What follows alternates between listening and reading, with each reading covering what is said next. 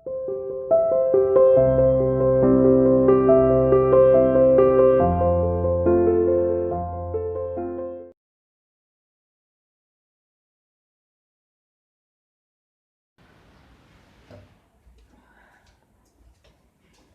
Students, welcome to CR international school online classes. आते हैं बेटा फिर दोबारा अपनी ग्रामर में न्यू चैप्टर टेंस पर। देखो, मैंने आपको बताया बेटा कि टेंस 3 टाइप के होते हैं, प्रेजेंट, पास्ट और फ्यूचर, जिसमें हमारा आज और जो बीत गया है वो कल, और जो आने वाला है कल, उनको हम शामिल करते हैं। ठीक है। फिर मैंने उसके आपको 4 सब पार्ट्स भी बताए थे, इंडेफिनेट, कॉन्टिन्यूअस, परफेक्ट और परफेक्ट कंटिन्यूअस। हम पढ़ रहे थे बेटा फर्स्ट पार्ट प्रेजेंट इंडेफिनेट। ठीक है। प्रेजेंट इंडेफिनेट के आपको बताया था कि प्रेजेंट इंडेफिनेट में हम 3 सेंटेंसेस पढ़ेंगे, अफर्मेटिव, नेगेटिव और इंटरोगेटिव। प्रेजेंट इंडेफिनेट के अफर्मेटिव सेंटेंस हम पढ़ रहे थे, जिसमें रूल था एसएईएस का। ठीक है। एसईएस का रूल था, यानी कि अगर कभी भी आपको सेंटेंस में सिंगुलर सब्जेक्ट मिल जाए, सिंगुलर सब्जेक्ट यानी कि ही, शी, इट या फिर एनी ने, अगर ये आपको सब्जेक्ट में मिल जाते हैं तो आप वर्ब के साथ एस या ईएस का यूज करेंगे। ठीक है, ये बताया था मैंने। और यदि आपको प्लूरल सब्जेक्ट मिलता है, यानी कि यू, वी, दे या फिर आई, अगर इनमें से कोई सब्जेक्ट मिलता है तो आप उसमें ऐसे ही इसका भी यूज नहीं करेंगे, सीधा वर्ब की फर्स्ट फॉर्म लगाएंगे। जैसे मैंने इसमें एग्जांपल बताया था, he plays. He plays subject he आ रहा है ना, तो वर्ब के साथ हमें एस को लगाना है। और मान लो इसमें से हम कोई सब्जेक्ट लिखेंगे तो इसमें ये हो जाएगा बीपी, बस। ठीक है। दूसरा, मैंने आपको स्ट्रक्चर के तौर पर भी बताया था कि हम स्ट्रक्चर का यूज कैसे करेंगे किसी सेंटेंस में, क्योंकि हम स्ट्रक्चर भी लिखेंगे।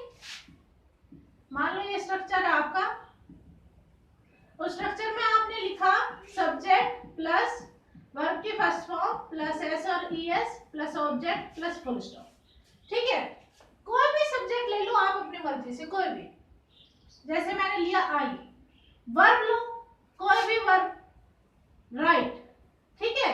इसके साथ ऐसे ही हमें लगाना है, पहले सब्जेक्ट पहचानो, क्या है, सब्जेक्ट आई है, तो इसके साथ हम ऐसे ही इसको लगाना है?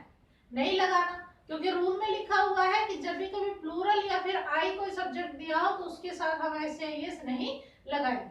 ठीक है। तो सीधा आई राइट ऑब्जेक्ट क्या लिखते हैं, स्टोरी, पोयम, कुछ भी, आई राइट स्टोरी। ठीक है। ये जो था स्ट्रक्चर का। दूसरा, अब आज जो आपके असाइनमेंट में है, उस असाइनमेंट में दिया गया है हिंदी से सेंटेंस बनाना। ठीक है। जो आपका असाइनमेंट दिया गया है उसमें हिंदी सेंटेंसेस दिए गए हैं बेटा।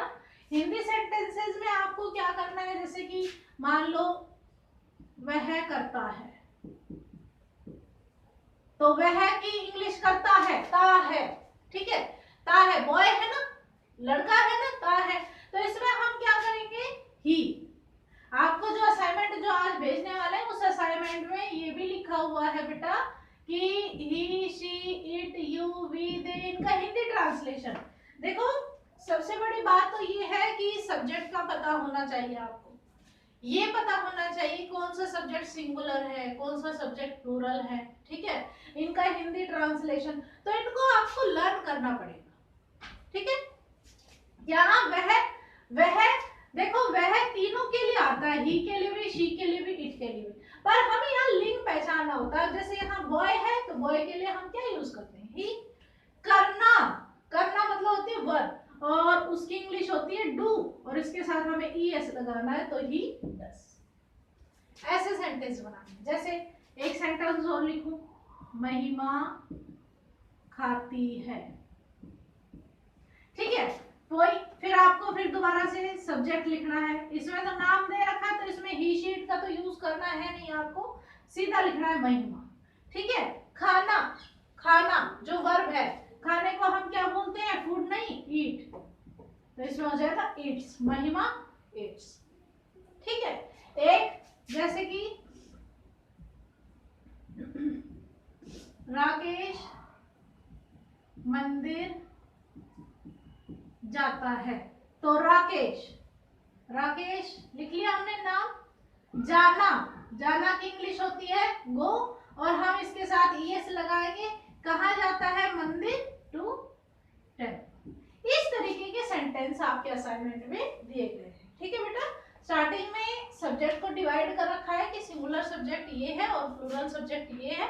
उसके बाद आपके लिए हिंदी सेंटेंसेस दिए गए हैं। याद रहे, उन हिंदी सेंटेंसेस को आपको इंग्लिश में कन्वर्ट करके लिखना है। जब भी आपकी गूगल मीट की क्लास ली जाएगी तो वो सेंटेंसेस चेक किए जाएंगे। ऐसा मत करना कि खाली हिंदी दी है तो हिंदी की हिंदी लिख दी, नहीं, उसको ट्राई करो इंग्लिश में कन्वर्ट करने की, क्योंकि आपके पास स्ट्रक्चर है। स्ट्रक्चर के हिसाब से सेंटेंस बनाओ। स्ट्रक्चर में लिखा है पहले आपको सब्जेक्ट लिखना है, तो पहले सब्जेक्ट लिखो, फिर वर्ब लिखो, फिर देखो कि उसके साथ ऐसे इस लगाना है कि नहीं लगाना, फिर ऑब्जेक्ट लिखो, लास्ट में फुल स्टॉप लगाओ। बस ये अफर्मेटिव सेंटेंस होते हैं। ओके बेटा, थैंक यू।